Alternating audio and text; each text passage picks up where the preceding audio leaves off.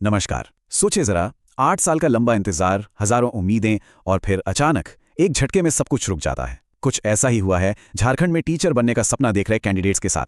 Jharkhand teacher eligibility test यानी जेटेट बस शुरू ही होने वाला था कि उसे कैंसिल कर दिया गया। तो आज हम यही समझने की कोशिश करेंगे कि आखिर ऐसा हुआ क्यों। तो सवाल बिल्कुल सीधा है, 8 साल के इंतजार के बाद बिल्कुल लास्ट मोमेंट पे ये एग्जाम रद्द क्यों हुआ?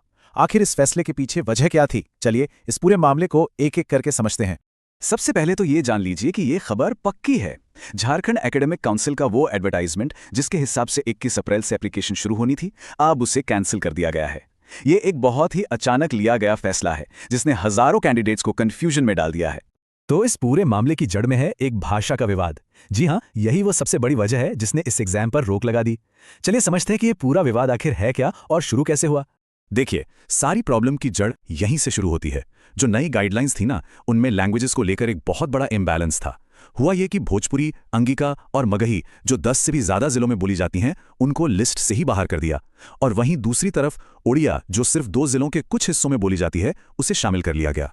अब इस इम्बैलेंस की वजह से एक बड़ा विवाद खड़ा हो गया। पॉलिटिकल पार्टीज से लेकर सोशल ऑर्गेनाइजेशंस तक सबने इस पॉलिसी पर सवाल उठाए। सबका कहना था कि यह पॉलिसी झारखंड की भाषाई सच्चाई को दिखाती ही नहीं है, और इसी बढ़ते विरोध के दबाव में आकर पूरी भर्ती प्रक्रिया को रोकना पड़ा। ये विरोध सिर्फ सड़कों पर ही नहीं था, बल्कि सरकार के अंदर तक पहुंच गया। जब यह मामला कैबिनेट की मीटिंग में पहुंचा तो वहां भी कुछ ऐसा ही माहौल था। हुआ ये कि कैबिनेट की मीटिंग में भी इस प्रस्ताव पर सब लोग एकमत नहीं हो पाए। कई मंत्रियों ने तो इस पॉलिसी का खुलकर विरोध किया। घंटों तक बहस चली, लेकिन कोई हल नहीं निकला। और जब कोई बीच का रास्ता नहीं मिला तो सरकार के पास इसे पोस्टपोन करने के अलावा कोई ऑप्शन नहीं बचा। अब इस पॉलिसी से जुड़े विवाद का सीधा और सबसे गहरा असर उन हजारों कैंडिडेट्स पर पड़ा है जो सालों से इस एग्जाम का इंतजार कर रहे थे। ये सिर्फ एक परीक्षा का रद्द होना नहीं है, ये तो कई सपनों और उम्मीदों पर एक ब्रेक लगने जैसा है। 8 साल, सोचिए, ये सिर्फ एक नंबर नहीं है, ये किसी के करियर का एक बहुत बड़ा हिस्सा होता है। झारखंड में जो लास्ट टीचर एलिजिबिलिटी टेस्ट हुआ था वो 2016 में हुआ था, और तब से लेकर आज तक हजारों कैंडिडेट सिर्फ इंतजार और इंतजार ही कर रहे हैं। ये टाइमलाइन कैंडिडेट्स के लंबे और थका देने वाले सफर को दिखाती है। 2016 से इंतजार चल रहा था, फिर मार्च 2024 में एक उम्मीद जगी जो अप्रैल में विज्ञापन रद्द होने के साथ ही एक तरह से बुझ गई। ये सच में धैर्य की एक बहुत बड़ी परीक्षा है। ऐसे माहौल में जब कुछ भी साफ नहीं है, एक्सपर्ट्स की एक ही सलाह है, अपनी तैयारी मत रोकिए, तैयारी करते रहिए, ताकि जब भी अगला नोटिफिकेशन आए आप दूसरों से एक कदम आगे हों, यानी रिवीजन मोड में। तो अब सबसे बड़ा सवाल यही है कि आगे क्या होगा।